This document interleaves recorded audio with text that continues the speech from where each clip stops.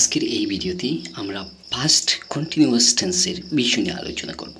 আগের যে ভিডিওগুলিতে আমরা আলোচনা করেছি পাস্ট ইনডিফিনিট টেন্স এবং প্রেজেন্ট টেন্সের যে চারটা ভাগ রয়েছে, এই চারটা ভাগ আগের ভিডিওতে আমরা আলোচনা করেছি। এবারে কিন্তু আমরা পাস্ট কন্টিনিউয়াস টেন্সে আলোচনা করব, তার সাথে সাথে আমরা সংজ্ঞাগুলি বলবো এবং অক্সিলারি ভার্ব কী কী থাকবে এই বিষয় নিয়ে আমরা আলোচনা করব। তার সাথে আমরা অক্সিলারি ভার্ব দিয়ে আমরা কীরকম বাক্য গঠন করতে হয় প্রত্যেকটি স্টেপ আমরা আজকের এই ভিডিওতে পাস্ট কন্টিনিউয়াস টেন্সের আলোচনা করব।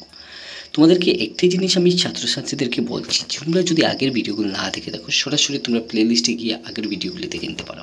তারপর তোমরা এই প্রেজেন্ট ইনডিফিনিট টেন্সে কীরকম অক্সিলারি ভার্ব রয়েছে, প্রেজেন্ট পারফেক্ট টেন্সে কীরকম রয়েছে, পাস্ট পারফেক্ট টেন্সে বা পাস্ট কন্টিনিউয়াস টেন্সে কীরকম থাকবে, প্রত্যেকটি স্টেপ তোমরা ভালো হিসেবে দেখে নিতে পারো। তাই আশা করছি আজকে আমরা যে সংজ্ঞা, সাহায্যকারী ক্রিয়া, ফর্মেট এবং তার উদাহরণ আমরা আজকের এই ভিডিওতে সম্পূর্ণ আলোচনা করব। পাস্ট কন্টিনিউয়াস টেন্স মানে অতীতের চলমান সম্পূর্ণ যেটা কাল বা সময়, আমরা এই সময়ের সংজ্ঞা আমরা প্রথমে দেখে নিই। আমরা প্রথমে এই জায়গা থেকে সংজ্ঞা বা ইংলিশে ডেফিনেশন বলা হয়। ডেফিনেশন যদি বলি তাহলে আমরা পাস্ট কন্টিনিউয়াস টেন্স বোঝায় একটি কাজ অতীতে কোনো নির্দিষ্ট সময়ে চলমান ছিল। এই সময় চলমান ছিল অর্থাৎ অতীতে যা পাস্ট হয়ে গেছে, অতিবাহিত হয়েছে, এই অতিবাহিত সময়কে আমরা কিন্তু এই ডেফিনেশনে বলতে পারি যে পাস্ট কন্টিনিউয়াস টেন্স বোঝায় এমন একটি কাজ অতীতে কোনো একটা নির্দিষ্ট সময়ে চলমান ছিল। তো এই জায়গা থেকে কিন্তু আমরা আরও কিছু বিস্তারিত দেখবো, বিস্তারিত এই জিনিসটাও দেখবো যাতে আমরা এই অক্সিলারি ভার্ব কীরকম থাকে, তার সাথে সাথে আমরা কীরকম এই সাহায্যকারী ক্রিয়া দিয়ে আমরা এই কাজগুলি করতে পারবো, প্রত্যেকটি অবস্থা আমরা এই জায়গা থেকে আমরা জানতে পারবো।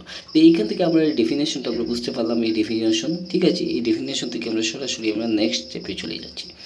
এখন আমরা দেখতে পাচ্ছি যে অক্সিলারি ভার্ব, অক্সিলারি ভার্বের বাংলাটা হচ্ছে কি সাহায্যকারী ক্রিয়া। সাহায্যকারী ক্রিয়া মানে হচ্ছে কি জিনিস সাহায্য করবে এই ভার্বগুলিতে, আমরা ওয়াজ একটা থাকবে এবং ওয়ার একটা থাকবে। এই ওয়াজ এবং ওয়ার কীরকম থাকবে আমি ফর্মেটগুলি তোমাদেরকে দেখাচ্ছি না, কারণ আমরা ফার্স্ট পারসন, সেকেন্ড পারসন, এরপরে আমরা সিঙ্গুলার নম্বর, প্লুরাল নম্বর, একবচন, বহুবচন, এই ক্ষেত্রে আমি একবারে বেসিক বিষয় নিয়ে আমি বোঝাচ্ছি না, কিছু অ্যাডভান্স লেভেলে তোমাদের সাথে আলোচনা করছি। কারণ এই বেসিক বিষয় নিয়ে একবারে যারা প্রাথমিক বিষয় নিয়ে, যারা টেন্সের বিষয় নিয়ে কোনো কনসেপ্ট জানা নাই, তারা এই প্রাথমিক বিষয় নিয়ে জানে।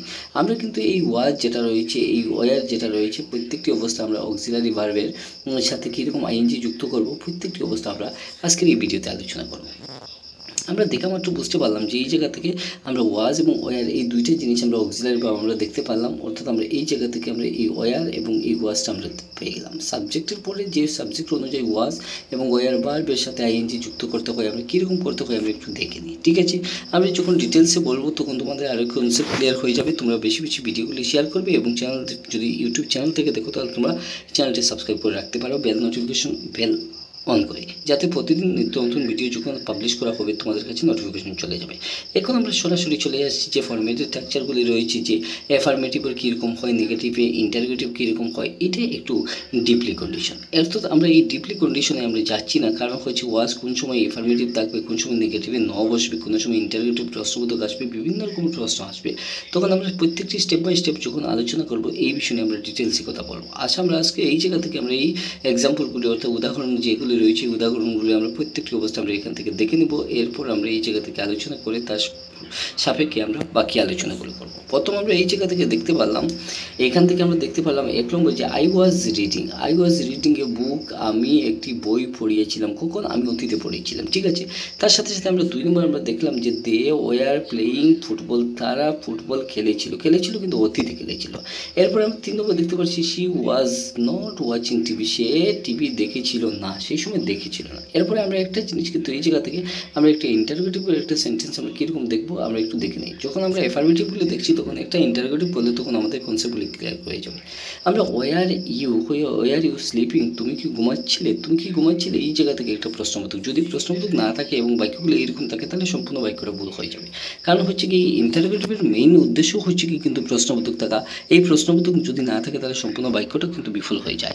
আজকে আমরা এই জায়গা থেকে যে ওয়াজ থাকার পর বারবার আইএনজি থাকবে, যত যা প্রেজেন্ট ইনডিফিনিট বলো, পাস্ট ইনডিফিনিট বলো, ফিউচার ইনডিফিনিট, প্রত্যেকটি কিন্তু যেটা অক্সিলারি ভার্ব থাকবে কন্টিনিউয়াসের, এই কন্টিনিউয়াসের পরে ভার্বের সাথে আইএনজি যুক্ত হবে। এটা যখন আমরা দেখব তখন আমরা ওয়াজ এবং এম ইজ আর বা ওয়াজ ওয়ার, আমরা এই দুইটা জিনিস দেখলে আমরা ওয়াজ ওয়ার যদিও থাকে তাহলে আমরা পাস্ট কন্টিনিউয়াস বলতে পারি, এবং এম ইজ আর এই তিনটে জায়গা যদি থাকে তাহলে প্রেজেন্ট কন্টিনিউয়াস বলতে নিতে পারি।